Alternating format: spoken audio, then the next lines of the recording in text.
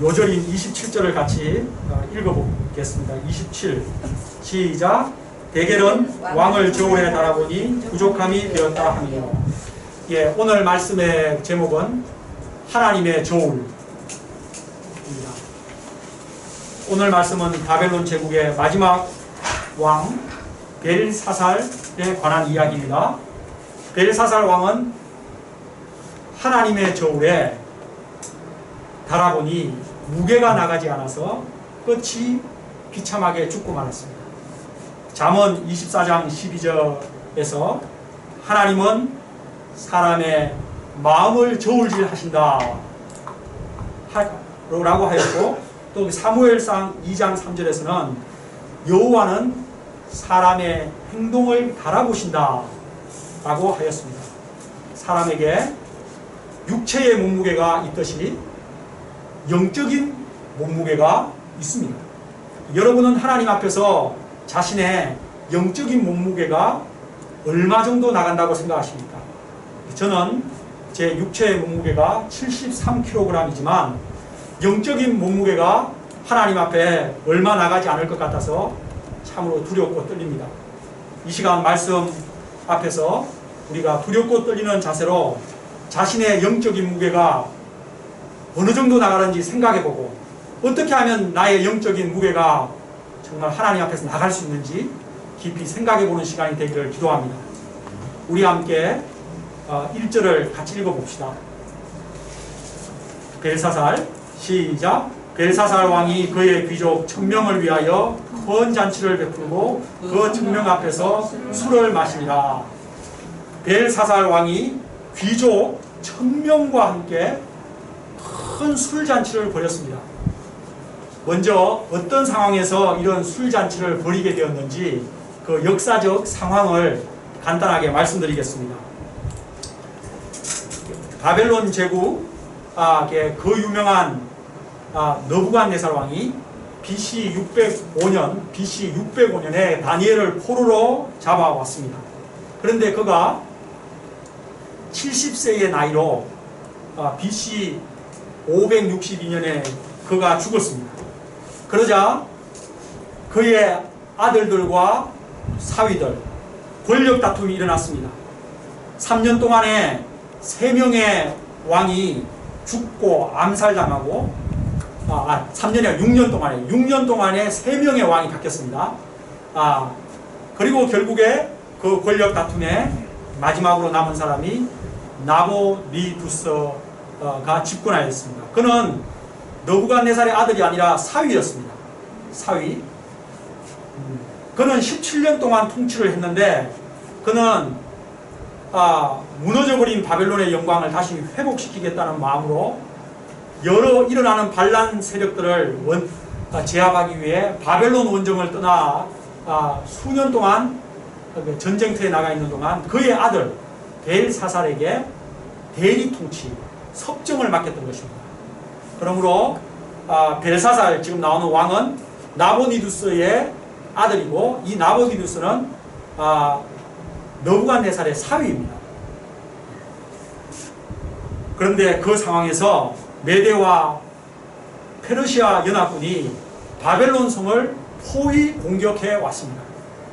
그러나 바벨론 성은 유프라테스 강에 둘러싸인 천연의 요새였습니다. 강에 성이 좌우로 강이 둘러싸여 있을 뿐만 아니라 마치 우리 여의도를 생각하면 되겠습니다. 여의도라는 섬은 좌우로 강이 흐르지 않습니까? 그래서 그리고 또 그 강의 폭이 좁은 데가 20m인데 그 강을 건넌다 하더라도 거대한 성벽이 3중으로 쌓여져 있어서 도저히 적들이 함락할 수 없는 성으로 알려져 있었습니다. 하지만 적들에 의해서 성이 오랫동안 포위되어 있자 백성들의 사기가 점점 떨어졌습니다. 이런 가운데 벨사살 왕은 자신의 왕국의 건재함을 백성들과 자기 신하들과 적들에게 보여주기 위해서 귀족 1000명을 모아서 거대한 술 파티를 연 것입니다. 술을 마시다가 왕이 갑자기 무슨 명령을 내렸습니까? 2절을 같이 읽어봅시다. 시작. 벨사살이 술을 마실 때에 명하여 그에 붙인 느부갓네살이 예루살렘 성전에서 탈취하여 온 검은 그릇을 가져오라. 이는 왕과 귀족들과 왕들과 후궁들이 다 그것으로 마시려 합니다.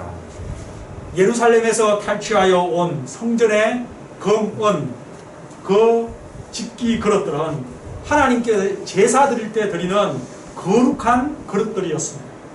벨사살 왕이 왜 굳이 그 예루살렘 성전의 그릇으로 술을 마시려고 한 것일까요? 아마도 자신이 하나님보다 더 높은 존재라고 착각한 것 같습니다. 어쨌든 그는 하나님의 성전의 그릇을 술 파티에 사용함으로써 하나님을 멸시하는, 모독하는 큰 죄를 범한 것입니다. 또 그가 어떤 죄를 추가했습니까? 4절을 읽어봅시다. 시작. 그들이 술을 마시고는 그 검은 구리, 쇠, 나무, 돌로 만든 신들을 찬양하니라. 벨사살과 천명의 귀족들은 하나님이 가장 싫어하시는 우상들을 찬양했습니다. 하나님을 멸시하고 우상을 찬양할 때 하나님께서 가만 계시겠습니까?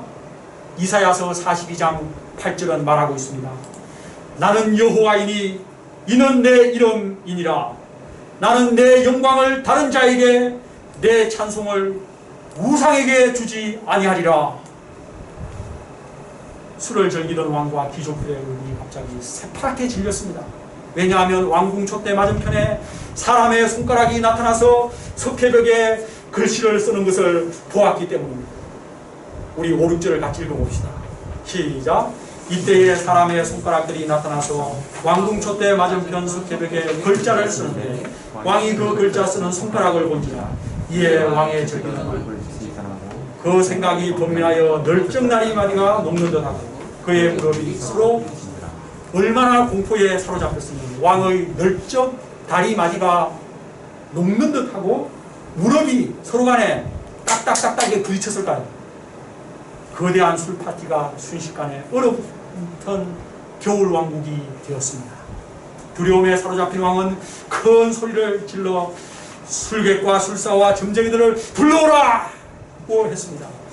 그러나 그들 중에 아무도 그 벽에 쓰여진 글씨를 해석은 고사하고 그 글자를 읽을 줄 아는 자도 없었습니다. 그러자 벨사살 왕이 크게 번민하며 얼굴빛이 파랗게 질려버렸습니다. 이때 왕비가 들어왔습니다.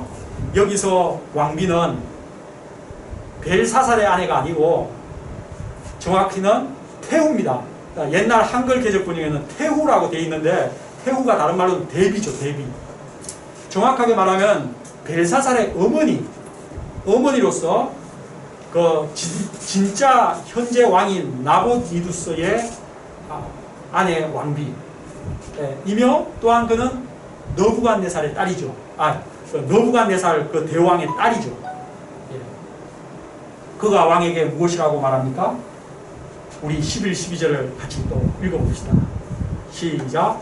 왕의 나라에 거룩한 신들의 영이 있는 사람이 있으니 왕의 부침대에 있던 자로서 명철과 총명과 지혜가 신들의 지혜와 같은 자입니다. 왕에 붙인 느부갓네살 왕이 그를 세워 박수와 술객과 갈대와 술사와 점쟁이 어른을 삼으셨으니 왕이 벨드사살이라 이름하는 이 다니엘은 마음이 민첩하고 지식과 총명이 있어 능히 꿈을 해석하며 엄밀한 의문을 풀 수 있나이다. 이제 다니엘을 부르소서.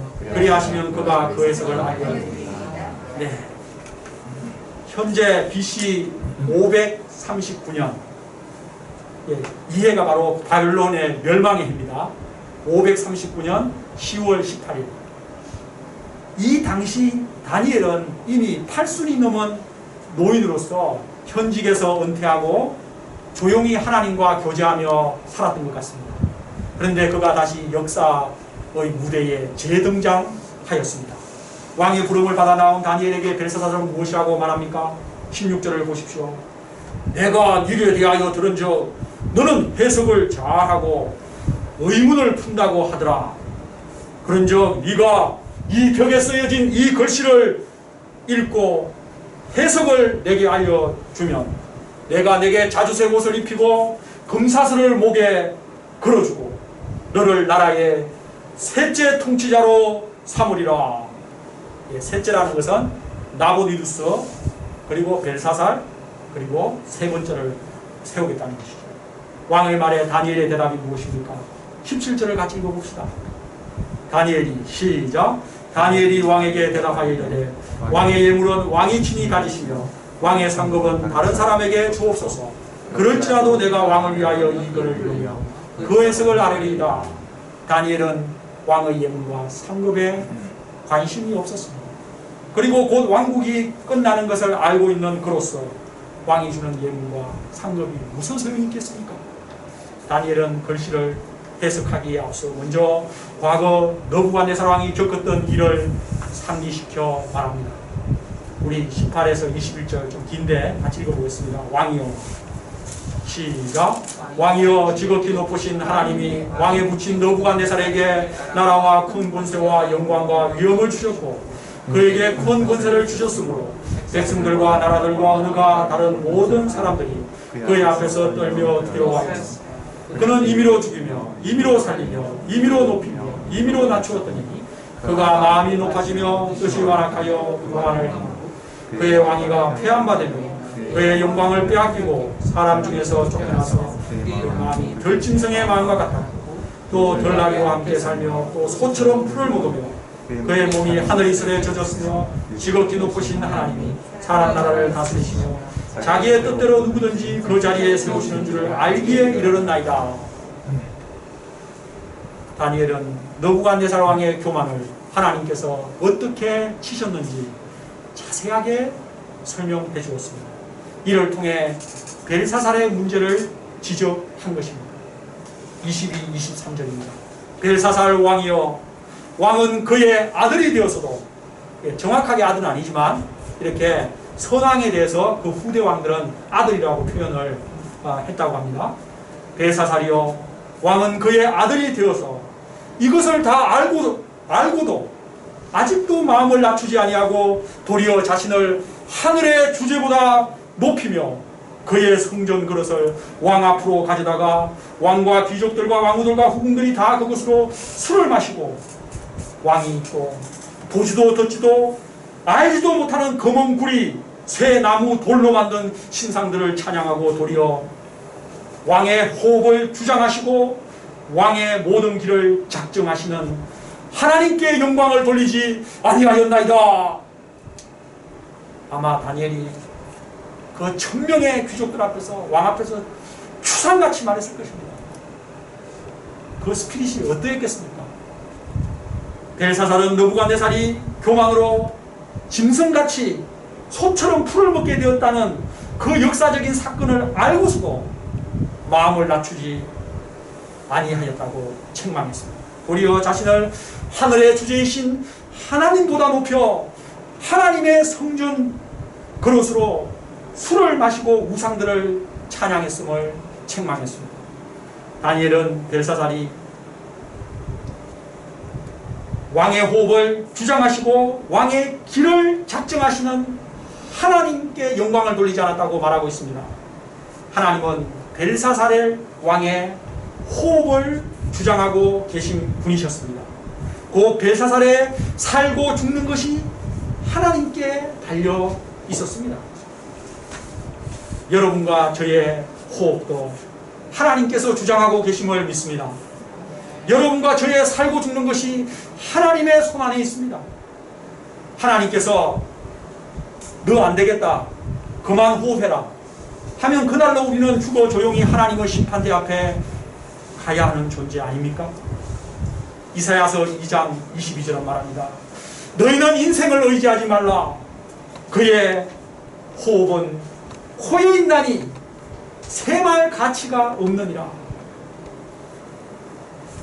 우리가 지금 숨을 쉬고 살아가는 것이 내 힘으로 하는 것 같지만 실제로는 하나님께서 나의 호흡을 주장하고 계시기 때문임을 믿습니다.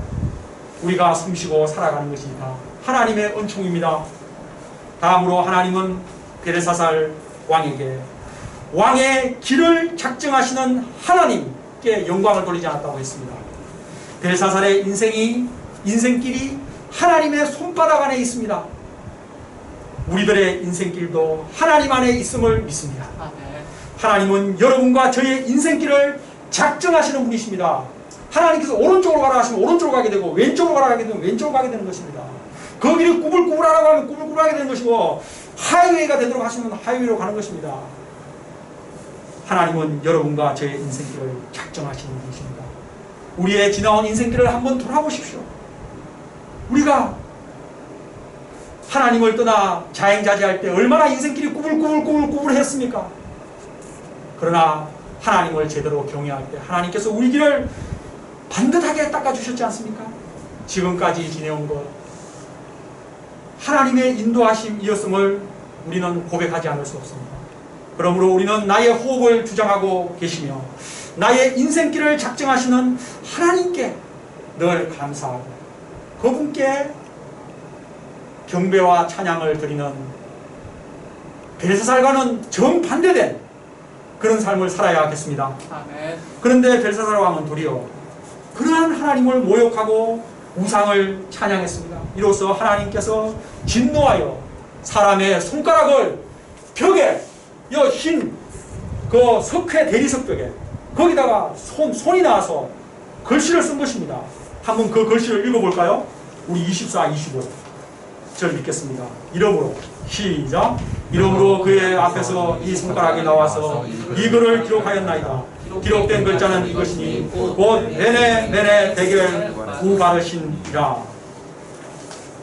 메네 데켈 우바르신. 이는 아람어로서 그 뜻은 세워보았다, 무게를 달아보았다, 그리고 나누어졌다. 하나씩 살펴보겠습니다. 첫째, 메네를 두 번 반복하고 있죠. 이것은 두 번 반복한다는 것은 확정입니다. 확정. 하나님께서 확정하셨다 이런 말인데 무엇을 확정했는지 봅시다. 메네라는 뜻은 수를 센다. 넘버들입니다. 또 카운팅입니다. 하나, 둘, 셋, 넷. 하나님은 바벨론과 벨사살 제국의 날수를 세고 계셨습니다. 끝날을 향해 카운트다운에 들어가셨습니다. 그런데도 벨사살은 그것도 모르고 자신의 권력과 바벨론의 영광이 영원무궁할 것처럼 착각했습니다. 얼마나 어리석습니까? 하나님은 우리들의 인생의 날수도 세고 계신 줄 믿습니다. 우리의 호흡을 주장하시고 우리의 인생길을 작정하시는 하나님께서는 우리들의 날수를, 여러분과 저의 날수를 세고 계십니다. 끝날을 향해 카운트를 하고 계십니다. 하나님께서 우리의 날수를 세고 계신다고 생각하면 우리가 인생을 사는 자세가 달라질 것입니다. 내 삶이 끝을 향해 하나님의 심판대를 향하여 가고 있다고 생각한다면 삶의 태도가 달라질 것입니다. 하루하루 한 시간도 아까워하며 진지하게 살 것입니다. 그래서 모세는 시편 90편 12절에서 이렇게 말했습니다.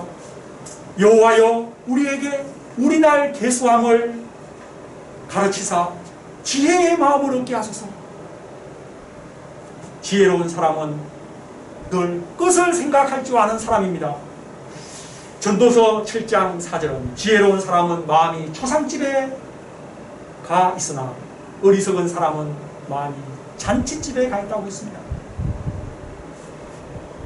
우리가 우리의 날을 계수하고 계신 하나님을 늘 생각하면서 겸손하게 최선을 다해서 하루하루 살아야겠습니다. 하나님께서 기뻐하시는 하나님 사랑, 이웃 사랑, 이 두 큰 대동목을 실천하며 살아야겠습니다. 둘째로 데켈은 무게를 달다. 영어로 weight입니다.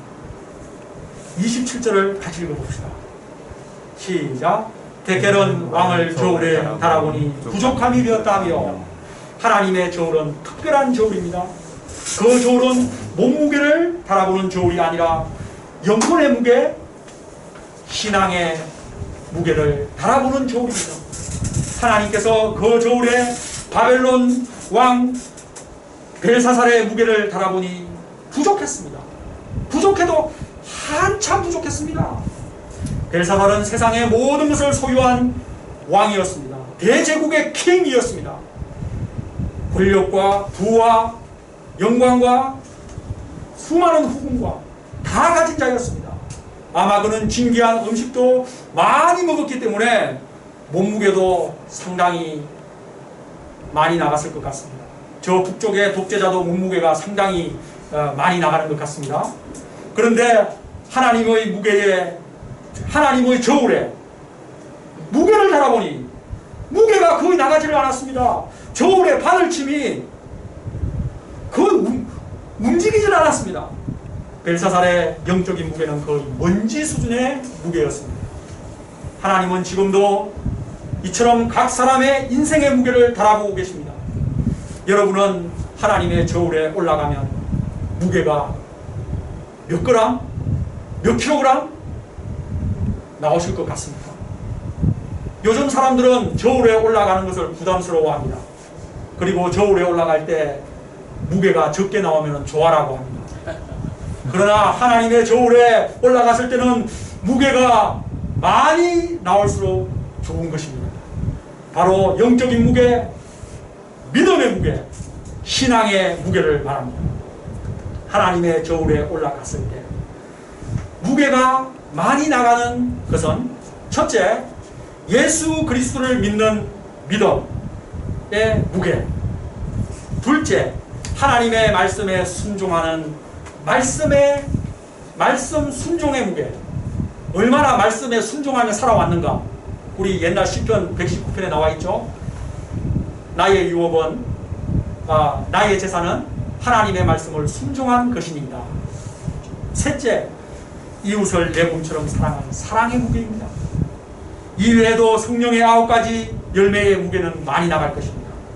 그러나 세상의 권력, 명예, 돈, 또 여러분의 육체의 몸무게, 그런 것은 전혀 무게가 나가지 않을 것입니다. 우리 모두 믿음의 사람, 순종의 사람, 사랑의 사람, 성령의 열매를 맺는 사람들이 되어 하나님의 저울에 올라갔을 때 무게가 많이 나가는 그런 분들 되시기를 기도합니다. 그래서 합격! 판정받을 수 있기를 기도합니다. 벨사살은 하나님의 저울에 함량 미달로 불합격 판정을 받았습니다. 불합격 판정은 곧 무엇을 의미합니까? 우리 28절을 같이 읽어봅시다.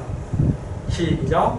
메데스는 왕의 나라가 나뉘어서 메데와 바사 사람에게 중가가 되었다 함이니, 하나님의 저울에 함량 미달로 나온 벨사살은 더 이상 존재할 가치가 없었습니다. 그래서 하나님은 그의 나라를 나누어 메데와 파사 사람에게 주셨습니다. 곧 메데의 다리오 왕과 바사의 고레스 왕에게 주셨습니다. 이제 마지막 31절을 읽겠습니다. 시작. 그날 밤에 갈대아 왕 벨사살이 죽임을 당하였고 메데 사람 다리오가 나라를 얻었는데 그때 다리오는 62세였다. 성전 그릇으로 술 파티를 열었던 그 술 파티의 그날이 바로 벨사살의 초상날이었습니다. 잔치를 한 그날이 초상날이 된 것입니다. 벨사살은 그날 밤에 메데와 페르시아 연합군에 의해 죽임을 당했습니다. 유프라테스 강에 둘러싸인 그 천연의 요새 바벨론 성이 어떻게 무너진 것입니까? 그것은 고레스 왕의 지혜로 함락을 당했습니다. 역사가 헤로도투스에 의하면 고레스 왕이 바벨론 성을 점령하기 위해서 유프라테스 강 상류에 여러 개의 수로를 좌우로 만들어서 물을 빼돌림으로써 메데와 파사 연합군은 말라버린 그 강바닥을 지나 성을 점령하고 벨사살을 죽였다고 합니다. 세계 최강대국 바벨론이 100년도 못 가서 너무 허망하게 88년 만에 무너지고 말았습니다. 신상의 그 건물이에 해당하던 그 영화롭고 화려했던 바벨론 제국이 이렇게 한순간에 망하리라고 누가 예상이나 했겠습니까? 이것이 세상 바벨론의 최후입니다. 우리가 세상 바벨론의 세상의 영화를 다른 상징으로 바벨론이라고 합니다. 예. 우리가 요한계시록에서 계속 배웠죠. 멸망하였도다 망하였도다 바벨론이요 했을 때 로마의 영화도 바벨론, 뭐 모든 지금의 미국의 영화도 바벨론, 다 바벨론 제국의 영화가 너무 컸기 때문에 그 이후의 모든 화려한 세상 문명의 모든 것의 총화를 다 바벨론이라고 합니다. 그러나 그 세상의 화려한 것들이 순식간에 망합니다. 우리가 하나님께서 그렇게 작정하시면 그렇게 되는 것입니다. 하나님은 나라의 운명을, 거대한 제국의 운명을, 또 각 개인의 운명도 하나님께서 작정하시면 그렇게 됩니다. 하나님은 진정한 역사의 주권자이십니다. 우리는 우리나라와 내 개인의 주권자 되신 하나님 앞에서 그러므로 두렵고 떨림으로 겸비하게 살아야 합니다. 우리 삶의 주권자이신 하나님께서는 지금도 여러분과 저의, 우리 각 사람의 영적인 무게를 달아보고 계십니다. 영적인 무게가 나가는 사람에게는 은혜를 베푸실 것입니다. 그러나 벨사살처럼 무게가 함량 미달인 사람에게는 언제 심판이 임할지 모릅니다. 그만 살아라, 돌아와라 하면 끝인 것입니다. 그러므로 우리는 하나님의 저울에 무게가 나갈 수 있도록, 하나님의 저울에 어떻게 무게가 나갈 수 있는가 생각하며 하나님 앞에서 겸손하게 하나님을 경외하며 찬양하며 살아야 합니다. 여러분, 하나님의 저울에 어떻게 하면 무게가 많이 나간다고 했죠? 제가 3가지로 정리했는데 다시 말씀드리겠습니다. 바로 결론입니다. 첫 번째로 예수님의 십자가 보배 피를 나의 죄사함의 길로 굳게 믿는 것입니다. 가장 무게가 많이 나가는 것이 예수님의 십자가 보배 피입니다.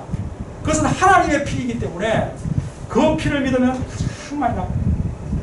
옛날 일화에 한 장로님이 죽어서 천국에 들어가려고 하니까 천사가 탁 막으면서 여기에 통과하기 위해서는 100점을 받아야 여기를 천국문에 통과한다고 했습니다. 너는 무엇을 했느냐?